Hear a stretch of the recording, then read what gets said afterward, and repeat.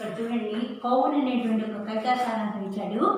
జాగ్రత్తగా చూసుకోండి. కౌన్ అంటే ఎవరు, ఎవరు లేకపోతే ఏమీ జరగవు. కాబట్టి సూర్యచంద్రులు లేకపోయినా పగలు వెలుతురు లభించవు. మరి నదుల్లో నీరు ప్రవహించకపోతే మనకి తాగటానికి నీళ్లు దొరకవు. కాబట్టి ఏంటి, దినచర్య అనేది సృష్టి మొత్తం జరుగుతూ ఉంటేనే ఈ కాలయాపన, ఈ కాలం మనకి జరిగిపోతూ ఉంటుంది. ఏ సృష్టి ఒక్క నిమిషం నిశ్శబ్దంగా ఆగిపోయిందనుకో, ఏ వస్తువు లేకపోయినా కూడా అది జరగదు మనకి. కాబట్టి కౌలు ఎవరు లేకపోతే ఏమీ జరగదు. కాబట్టి ఇలా చెప్తున్నాడు కవి. చూడండి, ఫస్ట్ కవి का नाम బాలస్వరూప్ రాఖీ. కవి పేరు బాలస్వరూప్ రాఖీ. ఆయన ఎక్కడ జన్మించారు? జీవన్ కాల్ అంటే జన్మ 1936 1936వ సంవత్సరంలో జన్మించాడు ఆయన. రచనాయం సూరజ్ కా రద్వాది. ఇంకా కొన్ని కవితలు రాశాడు. కాబట్టి ఆది అంటే ఎక్సెట్రా అని అంటారు. అలాగే ఆది అంటే మొదలు ఒక్కటే ఇచ్చాడు ఆయన. ఆ ఒక్కటే మనం కూడా పొందుపరిచాము ఇక్కడ. కాబట్టి పురస్కారం అంటే ఆయనకి ఏవైతే పురస్కారాలు లభించినవి, ఒకటి జ్ఞానపీఠ పురస్కారం లభిస్తుంది, ఒకటికి ఖేల్రత్న పురస్కారం. ఇలా పురస్కారాలు ఎవరైతే వచ్చి ప్రభుత్వం వాళ్ళు మనకి ఏవైతే పురస్కారాలు అందజేస్తారు, ఇవన్నీ కూడా ఒక బహుమతి కింద. పురస్కారం అంటే బహుమతి అందుకోవటం. అలాంటి వాటిలో కవి బాల సాహిత్య పురస్కారం. చాలా బాల సాహిత్యం గురించి చిన్న పిల్లల యొక్క కథలని ఎక్కువ రాశాడు ఆయన. కాబట్టి ఏంటి, ఆయన రాసినటువంటి కథలన్నీ కూడా బాల సాహిత్యాలు, పసిపిల్లలు చదువుకునేటువంటి చక్క సరికొత్త విధానంలో రాశాడు ఆయన. కాబట్టి బాల సాహిత్యం అంటే పిల్లలకి చదువుకునేటువంటి వీలుగా రాశాడు. కాబట్టి బాల సాహిత్యం అనేది జరుగుతూ ఉంటుంది. ఫస్ట్ చూడండి, కౌన్ అనేటువంటి ఒక కథ ఇచ్చాడు మనకి. కౌన్ సోచో బోలు అన్నాడు. ఆలోచించండి మీరే అంటున్నాడు. మళ్ళా ఒక్క తడవ అగరున హోతో చాందు రాత్రినే. ఒక్క తడవ కనుక పగలు రాత్రి కనుక లేకపోతే అమ్ముకో దిశా దిఖాత. మనకి ఎవరు మార్గాన్ని చూపిస్తాడు? పగలు వెలుగులో జీవనకాలం గడుపుతాం, రాత్రి చీకటిలో రెండు కూడా కలిసిమెలిసి రావాలి. ఎట్లాగైతే జీవితంలో కష్టము సుఖాలు ఎలా మేలికలైపు ఉంటాయో, అలాగే పగలు రాత్రి అనేటువంటివి కాలచక్రం తిరుగుతూనే ఉండాలి. కాబట్టి హం దిశా దిఖాతా కౌన్. రాత్రి ఏమో చంద్రుడు మార్గాన్ని చూపిస్తుంటాడు, పగలేమో సూర్యుడు మనకి మార్గాన్ని చూపిస్తూ ఉంటాడు. ఈ అగరణ హోతో సూరజ్ దినుకో. పగలే కనుక సూర్యుడు లేకపోతే సోనే సా చంపుతాకో. ఎవరు మెరుస్తారు మనకి? సూర్యకిరణాలు పడి చెట్టు పుట్ట గట్టు నదిలో నీళ్లు ఇవన్నీ కూడా ఒక రకమైన కాంతివంతంగా ఉంటాం మనందరం కూడా పగలంతా కూడా. జో दिन में दो थक जाते हैं, जो रात में सो जाते हैं. పగలల్లా కూడా బాగా పనులు చేసుకుంటూ ఉంటాం, రాత్రి కూడా అలసట తెరవడానికి హాయిగా నిద్రపోతూ ఉంటాం. అప్పుడు ఏమంటున్నాడు కవి? అగరినహుతో చాంది రాత్రిని. నేను గనక వెన్నెల గనక చూపించకపోయేటట్టయితే హం దిఖాతా కౌన్.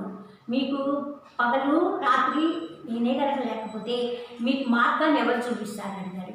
అగరినహుతో సూరజ్ దినుకో. పగలల్లా కనుక సూర్యుడు లేకపోతే సోనే కా చమకుతా కౌన్. రాత్రి చంద్రుడి యొక్క వెలుగులో మనం పనులు చేసుకుంటూ ఉండాలి. చంద్రుడి యొక్క కాంతిని మనం అనుభవిస్తూ ఉండాలి. పగలు సూర్యకాంతి వల్ల ఇంకా కూడా ఇనుమిప్పుడుగా మనం ఇంకా చాలా మటుకు పనులు చేసుకోవడానికి మంచి అవకాశం ఉంటుంది. కాబట్టి పగలు రాత్రి కూడా మనకి దిశానిర్దేశం చేస్తూ ఉంటారు. కాబట్టి సూర్యచంద్రులు ఇద్దరు కూడా ఆ రెండే కనుక ఆ ఇద్దరు కూడా సూర్యుడు చంద్రుడు కనుక లేకపోయేటట్టయితే మనకి మార్గాన్ని ఎవరు చూపిస్తారు? ఎవరు చూపించరు కదా మనకి. కాబట్టి ఇది సృష్టి చక్రం జరగాల్సి ఉండాలి. పగలు రావాలి, రాత్రి రావాలి, మళ్ళా వెలుగు రావాలి, మళ్ళా చీకటి రావాలి. ఇలా వేరే చూసుకోవడం. ఈ రెండు కనుక లేకపోయేటట్టయితే అసలు సృష్టి ఏముంది ఇక్కడ? సృష్టి ఏమీ లేదు కదా. కాబట్టి పగలు రాత్రి కనుక ఏమీ లేకపోతే మీకు దిశానిర్దేశం ఎవరు చేస్తారు? మీకు మార్గాన్ని ఎవరు చూపిస్తారు? మేము వెలుగులో మనం అందరం కూడా పయనిస్తూ ఉండాలి. చీకటి రాత్రులలో కొంత కనపడదు. ఆ కనపడని రాత్రులలో చంద్రుడు ప్రకాశవంతమైనటువంటి ఒక వెలుగును మనకు ప్రసాదిస్తాడు. కాబట్టి జో ఆస్మాన్ మే చాంద్ और तारे चमकता है, దో దిశా నిర్దేశం దేతా హై హంకు. అవే మార్గాన్ని చూపిస్తూ ఉండే. ఆ రెండు కనుక లేకపోయేటట్టయితే కష్టమే. అది చెప్పేది ఇక్కడ. అగరణ హోతి నిర్మల నదియా. जग की प्यास बुझाता कौन, अगर न हो तो पर्वत मीटे జననీ మన మహాతా కౌన్ అన్నాడు. మళ్ళా కూడా నేను చెప్పే పోయమ్స్ మీకు ఇలా పుస్తకం మీకు కెమెరా ముందు పెడతానమ్మా. మీరు ఈ పోయమ్స్ మీరు జాగ్రత్తగా చదువుకోవడానికి ఒక అవకాశం ఉంటుంది కాబట్టి నేను మళ్ళా మీరు చాలామంది టెక్స్ట్ బుక్లు కొనుక్కోలేదు అనుకుంటున్నాను. నేను ఇలా కెమెరా ముందు పెట్టినప్పుడు మీరు జాగ్రత్తగా చూసుకొని నోట్ చేసుకుని పోయమ్స్. అగరిన హోతి నిర్మల నదియా జగకి ప్యాస్ బుఝాతా కౌన్, నిర్మలమైనటువంటి మధులు ప్రవహించకపోతే ఏ నది కూడా నేను ప్రవహించను అంటే మనకి దప్పిక ఎవరు చూపిస్తారు? ప్యాస్ బుజాన అంటే దప్పిక తీర్చటం. ఒక నది కనుక లేకపోయేటైతే మనకి నీరే దొరకదు అసలుకి. కాబట్టి జీవనదులు ఎప్పుడు కూడా సూకే నహీ జాతకే, ఆ నదులు మనకి ఎప్పుడు కూడా ఎండిపోవు. కాబట్టి ఏంటి, అది కనుక నదులే కనుక లేకపోతే ఎవరు మనకి దప్పిక తీరుస్తారు అని అడుగుతున్నది. అగ్రనహోతో పర్వత మీటే ఝరణి మలామహాతాకు సెలయేళ్ళు పర్వతాల నుంచి ఉవ్వెత్తున ప్రవహిస్తూ నీటి ప్రవాహం వచ్చి ఒక నది రూపంలో తయారైపోతూ ఉంటాయి. గమనిస్తూనే ఉంటాం. ఒక పాఠంలో కూడా మనం చెప్పుకున్నట్టు నాకు గుర్తుగా ఉంది. ఎక్కడ గంగా నది పుట్టిందో, ఏ కొండ కోణంలో పుట్టిందో, హిమాలయ నుంచి ప్రవహిస్తూ కొండ కోణాలను దాటుకొని మళ్ళీ ఆ ప్రవాహ ఉద్దితంతా కూడా దాటుకుంటూ నీటి ప్రవాహం అయిపోయి ఒక జీవనదిగా అయిపోయి सब लोगों को प्यास बुझाते हैं जो नदियाँ, అన్ని నదులు కూడా మనకి దప్పికను తీరుస్తున్నాయి, దాహం వేస్తుంది, మనుషులు తాగాలి. నీళ్ళే లేనప్పుడు మనకి దప్పిక ఎవరు తీరుస్తారు? కాబట్టి అన్నీ కూడా మనకి సృష్టిలో ఉండాలి. ఉండకపోయేటట్టు ఏ ఒక్కటి లేకపోయినా కూడా మనం నష్టపోతాము అని చెప్తున్నాడు. అది అగరినహుతో పర్వత మీటే ఝర్నా బలా బహతా కౌన్, బహానా అంటే ప్రవహించడం. ఎవరు ప్రవహిస్తారు? కొండ కోణంలోంచి పుట్టాలి. నీళ్లు పైనుంచి కిందకి పడతాయి కానీ కింద నుంచి పైకి ఎప్పుడు వెళ్ళవు. మనం గమనించండి, వర్షం పడ్డా కూడా పైనుంచి కిందకే ప్రవహిస్తాయి నీళ్ళు కూడా. కాబట్టి కొండ కోణంలో ప్రవహించుకుంటూ ఎక్కడ పడితే అక్కడ ఉండకుండా ఎక్కడ పుట్టిందో ఎక్కడి నుంచి ప్రవహిస్తున్నాయో నదులన్నీ కూడా మనకు ప్యాస్ బుజాకి దప్పిక తీరుస్తున్నాయి నీళ్ళన్నీ కూడా. ఆ నదులే ఆ కొండ కోణలే లేకపోతే నీళ్లు అక్కడే సూపు జాతెక్కే జోపాని నీళ్ళన్నీ కూడా ఎండిపోతాయి. కౌన్ ప్యాస్ బుజాతే హంకో, అప్పుడు మనకి ఎవరు దప్పిక తీరుస్తారు? కాబట్టి నదులు అవి అంటున్నాయి. మేమే కనుక లేకపోతేనా? నిజమే, సృష్టి కదా ఇది. ఏది లేకపోయినా కూడా మనకి లోటుగానే ఉంటుంది. కాబట్టి సృష్టి ధర్మాన్ని అనుసరించి మనం ముందుకు నడుచుకుంటూ ఉండాలి. అది గొప్పతనం అంటే. ఝరణి మలామహాతాకో, ఎవరు సెలయేళ్ళని ప్రవహింప చేయకపోతే, ఆ నదులే అసలు కొండలే లేకపోతే ఈ నీళ్ళన్నీ ఎక్కడి నుంచి వస్తాయి? మనకి కష్టమే కదా. అలా अगर न हो तो पेट भला फिर, చెట్టే గనక లేకపోతే హరియాణి ఫైలాతా హై కౌన్, ఎవరు మీకు ఆకుపచ్చదనాన్ని నింపి ఉంటారు? ఎప్పుడూ పగలు లేచినా నిద్ర లేచినా చెట్ల వంక చేమల వంక చూస్తూ ఉంటాం. जो पेड़ हमको स्वच्छ हवा मिलते हैं पेड़ से, చెట్ల నుండి మనకి మంచి గాలి వస్తుంది.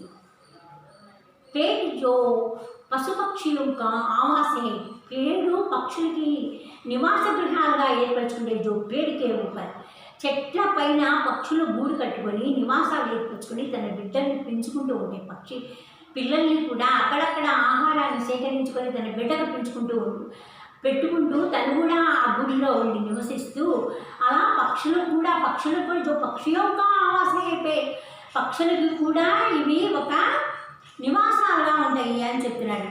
अगर न हो तो फूल बताओ खिल कर मुस्कुराता, ఎవరు పూలు కనుక వికసించలేకపోతే పూలలాగా స్వచ్ఛంగా నవ్వగలుగుతామా? నవ్వలేదు కదా. కాబట్టి ప్రకృతి ధర్మం అబ్బాయి ఎంత చక్కగా చెప్పిందో చూడండి. నేనే కనుక నాకే పగలు రాత్రి లేకపోయేటట్టయితే ఎవరు మీకు ప్రకాశాన్ని కాంతిని ఎవరిస్తారు అని అడిగింది ఫస్ట్. నిజమే, మరి కాంతిని ఎవరిస్తారు? మనకి ఎవరు ఇవ్వలేదు కదా.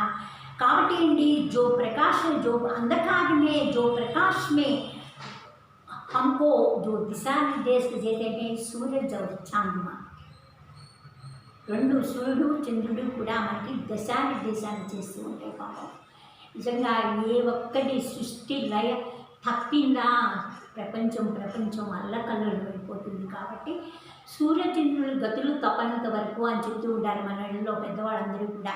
నిజమే, సూర్యచంద్రుల గతులు తప్పితే ప్రపంచమే అల్లకల్లోలం అయిపోతుంది. నేను రోజు ఎందుకు ఉదయించాలి, నేను రోజు ఎందుకు అస్తమించాలి, మళ్ళీ సాయంత్రం కానీ ఎందుకు చంద్రమామ రావాలి అని కనుక వాళ్ళు కూడా ఒక రోజున విశ్రాంతి తీసుకుంటే మన పరిస్థితి అగమ్య గోచరం అంధకారంలో పుట్టిమిట్టాడుతూ ఉంటాం. కాబట్టి అలా చెప్తూ ఉన్నాయి. రెండవ పోయంలో అగరనహోతి నదులే కనుక లేకపోతే మీకు ఎవరు దప్పిక తీరుస్తారు, జుక్కౌన్ ప్యాసింజ జాతకే ఎవరు మీకు దప్పికను తీరుస్తారని చెప్పి రెండవ పాఠంలో చెప్తున్నాయి మనకి. మూడవ పాఠంలో ఏమంటే నేను చెట్లు కనుక లేకపోయేటట్టయితే మీకు జొహర్యాలి కోందే తాకే ఆకుపచ్చదనాన్ని మీకు ఎవరు ఇవ్వగలుగుతారు అని చెప్పి మూడవ పోయంలో చెప్తూ ఉన్నాడు. అగరనహోతో పూలు బతావో మళ్ళీ పూలు కనుక లేకపోయేటట్లయితే కిల్కిల్ కరిస్కా తాకో ఎవరు కిలకిలవుతారు, పూల వలె స్వచ్ఛంగా నవ్వాలి. పూలో సేసికో జో హస్నా చక్కగా పూలలాగా మనసు నిర్మలంగా ఉండాలి, చక్కగా నిర్మలంగా నవ్వాలి మనం. అది ప్రతి దాని నుంచి పేడు సేసికో పేడు పోదోం సేసికో జో సీస్ దిఖానా ఎంత ఎత్తున పేరు చెట్టు అయినా మాను మటుకు కిందే. కాబట్టి పైన ఎక్కి చూడకూడదు మనము, అంత గర్వంగా ఉండకూడదు మనం. నేనే అన్నింటిలో బాగా చదువుతాను అలా ఉండకూడదు, ఇంకా చదివితే ఇంకా నీకు 4 మార్కులు వస్తాయి. ఆ ఉద్దేశంలో గర్వంగా మనిషి అహంకారంగా బ్రతకూడదు. అహంకారంగా బ్రతకకూడదు అసలు. నేనే అహంకారంగా వాడు బ్రతికారనుకో మన పరిస్థితి ఏమవుతుంది, నీళ్లు ఉండవు, వెలుతురు ఉండదు, చీకటి ఉండదు, వెన్నెల ఉండదు, ఇవన్నీ ఉండవు. చెట్లే కనుక రాకపోతే మనకు ప్రకృతి వనరులు లభించవు. పూలని చూసి ఎంత అందంగా హాయిగా నవ్వుకుంటావు మనసారా. 2 చెట్లు పెట్టుకొని చాలా పూలు పూసినాయి, అమ్మో ఎంత బాగున్నాయి అని చెప్పి అసలు జోక్షిలాగట్టి నవ్వుకుంటాం, మనసుకి హాయిగా నవ్వుకుంటాం అనమాట. అలా జో ఫూలోం సేసి హస్నా సీకో ఫూలోం సే స్వచ్ఛంగా నవ్వడం నేర్చుకో పూల నుంచి. पेड़ों और తరువుం సే జెపో జో శీస్ జుఖానా తల వంచడం నేర్చుకో. చెట్టు ఎంత ఎత్తు ఎదిగినా కిందకి వంగాల్సిందే ఒక రోజున. కాబట్టి అహంకారం అనేది మనిషికి పనికి రాదు. ఖర్జూరమ్మ చెట్టు ఎంత ఎత్తుగా పడినా ఉసుకు ఛాయా మిల్తే ఉస్ పేड़ के द्वारा हमको ఆ చెట్ల ద్వారా మనకి గాలి లభించదు. జో బాటసారి हमको బాటసారికి కూడా నీడనివ్వదు అది. కాబట్టి పూర్వకాలంలో ఉండేటువంటి జో పెద్ద పెద్ద చెట్లు నాడేవాడు, బూడిద చెట్లని, మర్రి చెట్లని, ఇలా చాలా పెద్ద పెద్ద చెట్లని మర్రి చెట్లని నాటేవాడు. ఉస్ पेड़ के नीचे తీరిక ఆరాం చర్య జాతికి కొంచెంసేపు ఆ చెట్టు కింద సేద తీర్చుకొని మళ్ళా వాళ్ళ మార్గంలో వాళ్ళు విడిపోతూ ఉంటారు. కాబట్టి ఎవరైనా సరే సృష్టి ధర్మాన్ని అనుసరించి ఉండాలి. కానీ సృష్టి లయ తప్పినప్పుడు గతులు కూడా తప్పడంలో మనం ఆశ్చర్యపోకర్లా. కాబట్టి సృష్టిలో జరిగినవన్నీ కూడా ఇక నేను జరగను అని మొండిగేసిన కూర్చోవు. ఋతుధర్మం అనుసరించుకొని వర్షాకాలం వస్తుంది, ఎండాకాలం వస్తుంది, చలికాలం వస్తుంది. ఇలా ఋతుధర్మాన్ని అనుసరించుకొని ఋతువులు ఎలా ఉన్నాయో ధర్మాన్ని అనుసరించుకొని అన్నీ అంతే. వర్షాకాలంలో వర్షం రావాల్సిందే, ఎండాకాలంలో ఎండ కావాల్సిందే, శీతాకాలంలో చలి రావాల్సిందే. ఇవి కనుక కథలు తప్పి కాలాలు మారి నేను ఆ సీజన్లో ఉండాలి, నీ సీజన్లో అంటే ఒప్పుకుంటాయా? ఋతుధర్మం అది. ఋతుధర్మాన్ని అనుసరించి కాలచక్రం కూడా అలాగే గమనము మనకి చూపిస్తూ ఉంటుంది. కాబట్టి మరి ఎప్పుడో సృష్టి పుట్టక ముందు సూర్యచంద్రులు ఉన్నారు. ఎప్పుడో ఎవరు ముందే ఆ పర్వతాలలో నుంచి నీళ్లు జలజల ప్రవహిస్తూ కిందకి పాకి మనం చూసామా పెట్టామా, ఎంత చరిత్ర వీటికి, ఎన్ని నదులు ఎలా పుట్టినాయి ఏంటి, ఇవన్నీ కూడా మనం తెలుసుకోవాలంటే బాగా నదుల గురించి బాగా అనుసంధానం చేసుకోవాలి. ఎక్కడెక్కడ కొండకోళ్ళ నుంచి వచ్చి ప్రవహించి ఆ నీళ్ళల్లో ఉండేటువంటి సుడిగుండాలని ఆటుపోట్లని తట్టుకుంటూ పాపం అటువంటి కష్టమైన పరిస్థితుల్లో కూడా వాటిని ఓర్చుకొని మళ్ళీ నిర్మలంగా ప్రవహిస్తూ చక్కగా హాయిగా నిర్మలంగా నవ్వుకుంటూ ఆ కష్టాలను ఓర్చుకొని ముందుకు వెళ్ళిపోతూ ఉన్నాయి నదులన్నీ కూడా. నదుల్లో ఎన్ని సుడిగుండాలు ఉంటాయి, అలలు ఉవ్వెత్తులు లేచిపోతూ ఉంటాయి ఒక్కొక్క నదిని చూస్తూ ఉంటే. ఆటుపోట్లకు తట్టుకొని నదిలో సుడిగుండాలను తట్టుకొని అంత కఠినమైన పరిస్థితులను ఎదుర్కొని కొంచెం సేపటిలోనే కిలకిల మళ్ళా పక్కపక్క నవ్వుతూ నిర్మలంగా ప్రవహించేటువంటి నదులను చూసి కూడా నేర్చుకోవాలి. మనం ఎంత కష్టకాలంలో ఉన్నా కూడా ఓర్పు సహనం అనేది ఉండాలి మనకి. అది లేని రోజున మానవుడి జీవితం మనుగడ సాగలేదు మనకి. కాబట్టి కష్టం ఈరోజు నాకు కష్టం వచ్చింది అని చెప్పి కుంగిపోవడం, రేపు సుఖం వచ్చిందని కుంగిపోవడం, కష్ట నష్టాలు రెండు కూడా మెయిన్గా అంటే కష్ట నష్టాలు రెండు కూడా కలిసిమెలిసి ఉంటాయి. కాబట్టి మానవ జీవితంలో ఒకటి వచ్చిందని పొంగిపోకూడదు, ఇంకోటి వచ్చిందని పొంగిపోకూడదు, ధైర్యంగా నిలబడాలి, మళ్ళా ముందుకు సాగిపోతుండాలి. అలా ఉదాహరణలు మనకి చెప్తున్నాడు. చూడండి, చెట్టు ఎంత ఎత్తుకు పెరిగి స్థిరంగా నిలబడిపోయి ఉంటుంది చక్కగా చెట్టు. దాన్ని చూసి నేర్చుకోవాలిగా. చక్కగా జయకేతనలాగా పైకి చూడాలి మనం చెట్టుని. గర్వంగా నిలబడుతున్నాయి చెట్లు ఈ రోజున. పెరిగి పెద్దయి ఏపుగా పెరిగి గర్వంగా నిలబడుతున్నాయి చెట్లు. చెట్లని చూసి కూడా మనం నేర్చుకోవాలి చక్కగా కూడా. చెట్లు పరోపకారి ఇతరులకు ఉపకారం చేస్తుందే కానీ అపకారం మటుకు చేయదు కదా. ఎన్ని రాళ్ళ దెబ్బలు వేసినా చెట్ల మీదకి తిరిగి ప్రతిఫలంగా పళ్ళనిస్తుంది. కానీ అయ్యో నా చెట్టు మీద ఇలా రాయేశాడే, నా మనసు దెబ్బతిన్నది, నేను ప్రజలకి ఏమి ఇవ్వకూడదని చెప్పి ఏ చెట్టు అనుకోదు. చెట్టుకు మాటలు వచ్చా రావు కదా. కానీ కూడా చెట్టును చూసి కూడా నేర్చుకోవాలి. ఎటువంటి బాధ వచ్చినా కూడా సహనం అనేది చెట్టును చూసి కూడా నేర్చుకోవాలి మనకి. जो पत्थर फेंकते हैं, जो पेड़ के ऊपर फिर हमको मीठे पल देते हैं. రాళ్ళు పైకి వేసే కొద్దీ కూడా ఒక చెట్టు యొక్క కాయ కింద పడి ప్రతిఫలంగా మనకి తీయటి పండనిస్తుంది. కాబట్టి ఏ ఒక్కటి లేకపోయినా కూడా సృష్టి ధర్మం జరగదు. కాబట్టి ఇలా చెప్పుకుంటూ ఉన్నాయన్నమాట.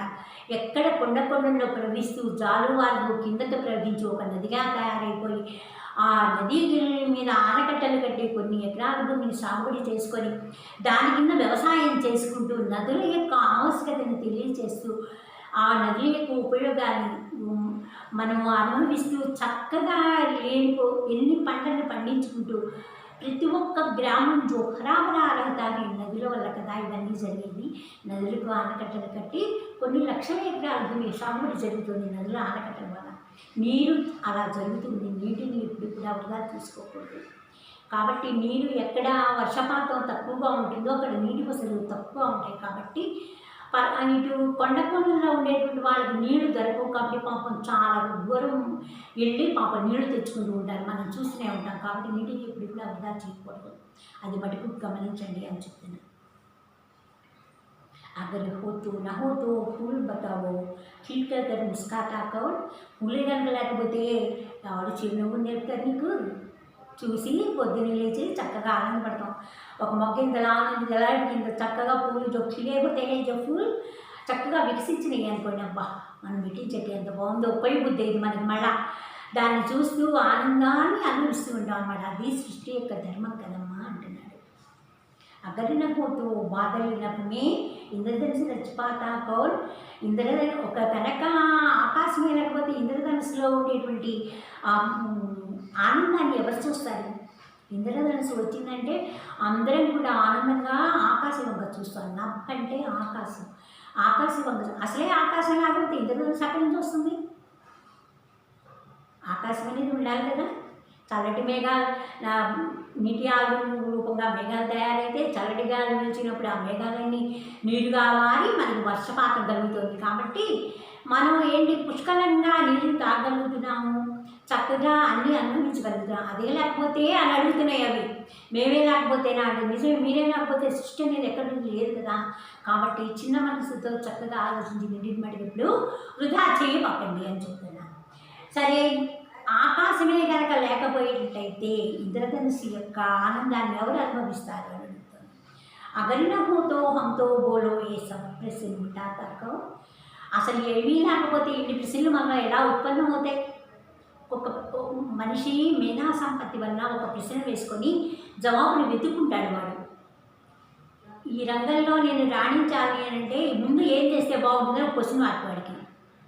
ఆ ప్రశ్న వేసుకున్న తర్వాత వాడు ఏం చేస్తాడు? నీకు దానికి ఆన్సర్ని ఎలా పొందుపరచాలి? నేను ఈ ప్రశ్న వేసుకున్నాను, దీనికి ఆన్సర్ నాకు ఎలా ఏదో ఒక పరికరాన్ని తయారు చేయాలనుకుంటాడు ఒక సైంటిస్టు.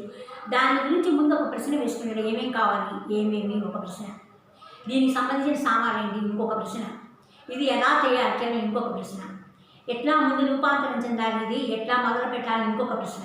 ఇన్ని ప్రశ్నలు వేసుకుంటూ వాడికి ఎప్పుడుకో జవాబు దొరుకుతుంది. కాబట్టి చిన్న చిన్న ప్రశ్నల్ని పెద్ద యంత్రాలుగా తయారయ్యి ఒక పరికరాలుగా తయారయ్యి మరి శాస్త్ర విజ్ఞానాన్ని నిరోధింపజేసేటువంటి పరిస్థితులు మనం కల్పించుకున్నామంటే సోచి విచార ఆలోచన కదా ఇది మనకు తట్టింది అని చెప్తున్నాడు. ఇప్పుడు క్వశ్చన్ రాసినాను, కొంచెం జాగ్రత్తగా తీసుకోండి. ఒక్క నిమిషం మాస్టర్ ముందు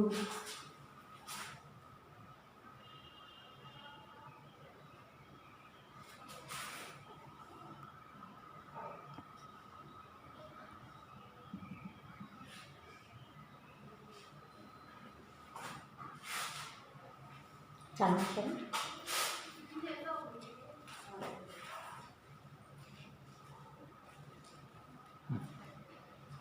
ఏదో సమాజం పెట్టిందా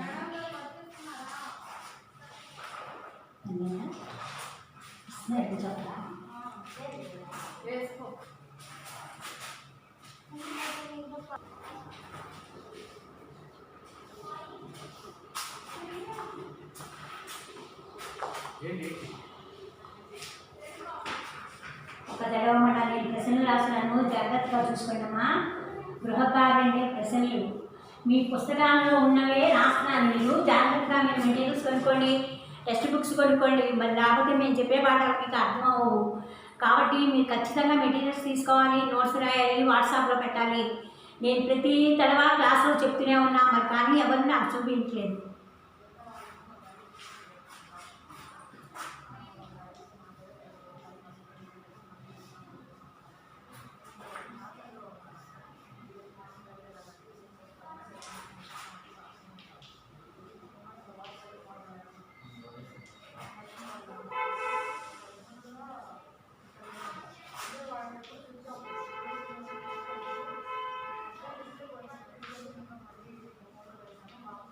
చూడండి, फर्स्ट प्रश्न है इतिहास वाला गमनिंचंడి. कौन कविता के बारे में आप क्या जानते हैं? कौन అనేటువంటి కవిని గురించి మీకు ఏం తెలుసు అని అడుగుతున్నాడు. ఫస్ట్ నేను ఇందాకే బోర్డు మీద రాశాను, దానికి ఆన్సర్ అదే. రెండోది రాసినాను చూడండి.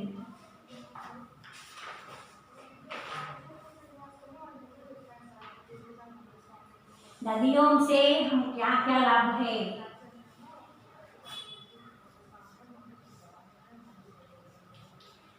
नदियों से हमें क्या लाभ है?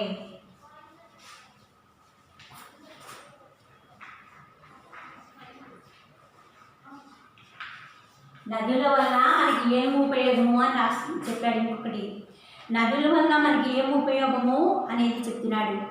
మూడోది చూడండి, हरियाली हमारे लिए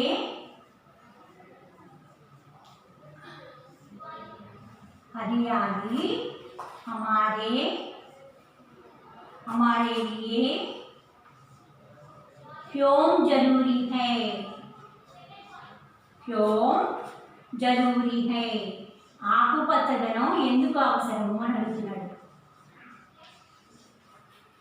ఆకుపచ్చదనం మనకి ఎందుకు అవసరమో మొట్టమొదట కౌలి గురించి రాయమని చెప్పాను. కౌన్ కవిత కే బారే మే తుమ్ క్యా జాన్తే హో, నీకు ఏం తెలుసో రాయమని చెప్తున్నా. కవి గురించి నేను ముందే రాశాను మీకు బోర్డు మీద. ఫస్ట్ క్వశ్చన్కి ఆన్సర్ మనకి అదే రాసుకోవాలి. మీరు బుక్స్ కొనుక్కోకపోతే, మెటీరియల్స్ కొనుక్కోకపోతే మీకు మేము చెప్పే పాఠాలు అర్థం కావు. కాబట్టి అతి త్వరగా మీరు బుక్స్ కొనుక్కోవడానికి ప్రయత్నం చేయాలి. మీరు రెండో పాఠం నదియం సే హమే క్యా లాభ హై, నదుల వల్ల మనకి ఏంటి లాభం? ఒక నది ప్రవహిస్తున్నదంటే ఇప్పుడు చెప్పాను నేను, जो नदियों से बांध बनाकर कई लाखों एकड़ की भूमि सिंचाई करते हैं. నదుల వలన ఆనకట్టలు కట్టి కొన్ని లక్షల ఎకరాల భూమి సాగుబడి జరుగుతోంది. जो हरियाली होती है हमको, ఆకుపచ్చదనం నిండి, ఆకుపచ్చదనమే ఒక మనకి ఆనందానికి గుర్తు. కాబట్టి ఏంటి, ఎక్కడ ఆకుపచ్చదనం ఉందంటే అక్కడ క్షామం అనేది ఉండదు, కరువు అనేది ఉండదు. మనకి చక్కగా పంటలు పుష్కలంగా పండుతాయి. కాబట్టి నదుల యొక్క నీటిని అనుసంధానం చేసుకొని కొన్ని దానివల్ల जो बांध बनाकर చాలా ఆనకట్టలు కట్టి कई नदियों के द्वारा जो बांध बनाकर कई लाखों एकड़ की भूमि सिंचाई करते हैं. కొన్ని లక్షల ఎకరాల భూమికి సాగుబడి జరుగుతూ ఉంది. అన్నదాత కదా మనకి ఇంత అన్నం పెట్టేది, అతనే నీళ్లు లేకపోతే ఎక్కడి నుంచి తీసి పెడతాడు. కాబట్టి నదుల వల్ల మనకి అంత ఉపయోగం ఉంది. जो प्यास बुझाते हैं हमको నదుల యొక్క నదిयों के पानी के द्वारा हमको प्यास बुझाते हैं हम దప్పిక తీర్చుకుంటున్నాం. మనం నదుల యొక్క నీటి వల్ల మనం దప్పికని తీర్చుకుంటున్నాం. మనకి దప్పిక వేసినప్పుడు మంచినీళ్ళు తాగుతాం కాబట్టి నది ఒకటి ప్రవహించలేదు, ఎక్కడా నదులు లేకపోతే మనకి నీరు ఎక్కడి నుంచి వస్తుంది? కాబట్టి నీటిని ఎప్పుడు సద్వినియోగం చేసుకోవాలి. కాబట్టి ఏంటి, నదుల వల్ల మనకి అంత ఉపయోగం ఉన్నది. నదుల ద్వారా కొన్ని గ్రామాలు సాగుబడి జరుగుతున్నాయి. ड्रिंकिंग वाटर मंచి पीने का पानी मिलते हैं लोगों को, गाँव के लोगों को पीने का पानी मिलते हैं. ఒక నది వలన ఒక ఆనకట్ట కట్టి కొన్ని లక్షల ఎకరాల భూమి రైతు సాగుబడి చేసుకుంటున్నాడు అని అంటే ఆ గ్రామంలో ఉపయోగించేటువంటి ఈ ఒక్క నది యొక్క నీటి వల్ల కई लोगों को प्यास बुझाती है, చాలా మందికి దప్పిక తీరుస్తుంది ఒక నది మనకి. మరి నదులే కనుక లేకపోయేటట్లయితే ఇన్ని మనకు ఉపయోగాలు లేదు. కాబట్టి నదులు हमको मीठे पानी देती है, తీయటి నీడని ఇస్తాయి మనకి. ఇవన్నీ కూడా నేనే ఆశ చెప్పాను. రెండో ప్రశ్నకి మళ్ళీ ఇంకొక తడవ మీరు మీ ఫోన్ దగ్గర పెట్టుకొని నేను ఏమేమి మాటలు చెప్పానో అవి మీరు రాయడానికి ప్రయత్నం చేయండి. ఇంకా కూడా కొన్ని మాటలు యాడ్ చేయాలి. బుక్స్ కొనుక్కోలేదు, మీరు బుక్స్ కొనుక్కుంటేనే మీకు ఉపయోగం ఉంది. ఇక నెక్స్ట్ వీక్ నుంచి ఈ వీక్ స్టార్ట్ నుంచి ఎగ్జామ్స్ సరిపోతున్నాయి మీకు. తర్వాత ఇంకోటి హర్యాలీ హమారే లియే క్యోం జరూరీ హై అన్నాడు. చెట్లు ఏపుగా పెరగకపోతే మనకి ఆకుపచ్చదనం ఎక్కడి నుంచి వస్తుంది? రాదు కదా. మరి చెట్లలో ఉండేటువంటి ఆక్సిజన్ పీల్చుకొని అందరం బతికేది. నత్రజని అది పీల్చుకొని ఆ చెట్టు పీల్చుకొని మనకి ఆక్సిజన్ ఇస్తుంది. స్వచ్ఛ హవా మిల్తే హై జో హర్యాలీ కే ద్వారా. మనకి ఆకుపచ్చదనం ఎక్కడైతే ఉంటుందో అక్కడ ఒక మంచి గాలిని మనం పీల్చుకుంటాం, మంచి వాతావరణం లభిస్తుంది మనకి. స్వచ్ఛ హవా మిల్తే హై జో పేడు के नीचे जो పక్షిयों का आवास है जो हरियाली से ఎక్కడైతే ఆకుపచ్చదనం నిండిపోయి ఉంటుందో పక్షులకి కూడా పాపం ఆవాసం, ప్రాణులు దాని కింద చెట్ల కింద జో ఆకుపచ్చదనంలో ఉండేటువంటి చెట్ల నీడన ఎండిపోతే చెట్టుకి బలం ఉండదు. కాబట్టి जो हरियाली से जो हरा भरा रहता, जो पेड़ के नीचे कुछ जानवर जो थके जाने को थक मिटे जाते हैं कुछ देर तक ఆ చెట్ల నీడను పడుకొని చిన్నటువంటి జంతువులన్నీ కూడా సేద తీర్చుకుంటూ ఉంటాయి. పాపం ఎండాకాలం వస్తే ఆకుపచ్చదనం ఎక్కడైతే క్షామం అనేది ఏర్పడుతుందో అక్కడ ఆకుపచ్చదనం ఎండిపోతాయి, బీటలు వారిపోతాయి. ఎప్పుడు భూమి అంతా కూడా బీటలు వారిపోయి అంత సహాయకారిగా ఉండదు మీకు. కాబట్టి ఏంటి, ఒక రకంగా ఆకుపచ్చదనంతో నిండితే అక్కడ క్షామం అనేది ఉండదని చెప్పి బాగా గుర్తుపెట్టుకోండి. మీకు ఎక్కడ క్షామం ఉంటుందో అక్కడ దేశం పతనానికి దారితీస్తుంది. కాబట్టి హరియాలి అంటే ఆకుపచ్చదనం వల్ల అంత ఉపయోగం ఉందని చెప్పి గట్టిగా గమనించండి.